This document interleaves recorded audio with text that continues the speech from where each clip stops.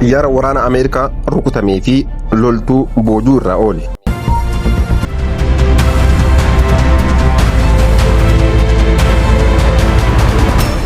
Xiyyaarri waraana Ameerikaa rukutame.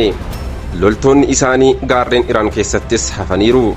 Garuu wanti itti aanu idil addunyaa raajeffachiisee jira.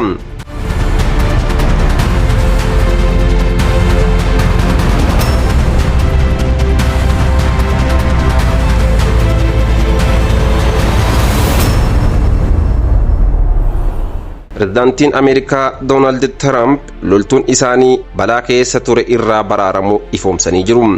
Akka ibsa isaaniitti lolticha qabachuudhaaf baay'ee itti dhiyaatee turte.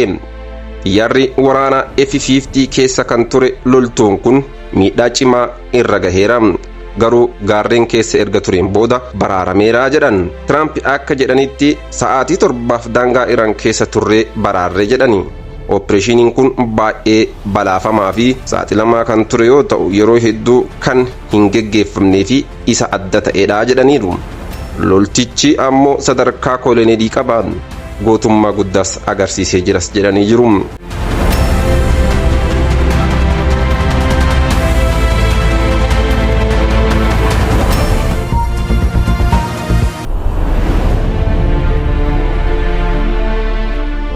Suuraanii fi viidiyoon har'a bahee caccabaa qaama xiyyaara naannoo gaara baha giddugaleessa Iraan keessatti kufe agarsiisa.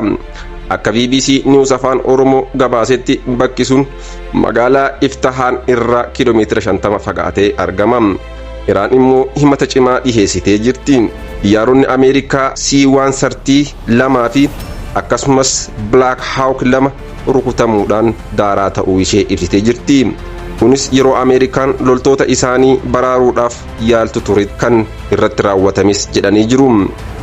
Akka CBC News gabaasetti xiyyaaronni geejjibaa sun achumatti barbadaa'aniiru. Sababni isaas humna Iraaniitiin akka hin qabamneef jedha gabaasichi. Kun maal agarsiisa? Walitti bu'iinsa Ameerikaa fi Iraan sadarkaa haaraa eegalee jira.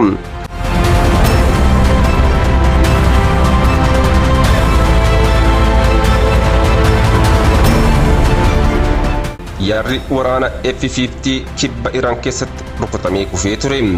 Namoonni lama keessa turan lamaan isaanii iyyuu paaraashuutiidhaan utaaluudhaan lubbuu ooluu isaaniitu dhagahame. Hojjetaan tokko saffisaan argame, kan biraa immoo opereeshinii addaa geggeeffameen booda argame jedhama. Pirezidaantii Yuunaayitid Isteets Doonaald Tiraamp ofiisarichi ooleeraa haala gaarii keessa jira jechuudhaanis gammachuu guddaadhaan ibsuu keessatti argamu. Mootummaan Iraan immoo xiyyaaricha rukuttee kuffisuu ishii mirkaneessitee jirti. Kun maal jechuudha? Haalli kun gara walitti bu'iinsa guddaatti ce'aa jira fakkaata. Fuula YouTube keenya subscribe gochuudhaan maatii ta'a. Africa Press oduu saffisaa argachuudhaaf.